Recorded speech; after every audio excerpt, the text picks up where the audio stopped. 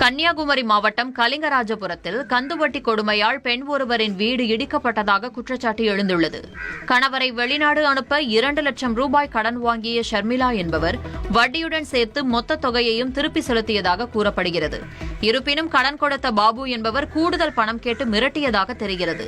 மேலும் வீட்டில் ஆள் இல்லாத போது அடியாட்களுடன் வந்த பாபு வீட்டை முற்றிலும் இடித்து சேதப்படுத்தியதாக புகார் அளிக்கப்பட்டுள்ளது. கல்யாணத்துக்கு போறதுக்கு வேண்டி நாங்க இறங்கி 8 மணிக்கு இங்க இருந்து கிளம்பின பிறகு ஒரு அரை மணிக்கு கலந்து ஒரு பிள்ளை வீட்டு பக்கத்துல ஒரு பிள்ளை எங்கள்கிட்ட கூப்பிட்டு சொன்னா, அக்கா அந்த பாபு ஆளு மாஸ்க் எல்லாம் போட்டு ஒரு 10-25 பேர் எல்லாருமே சேர்ந்து வீடை இடிச்சு இறக்கிட்டு இருக்காங்க, ஓடிவான்னு சொல்லிட்டு.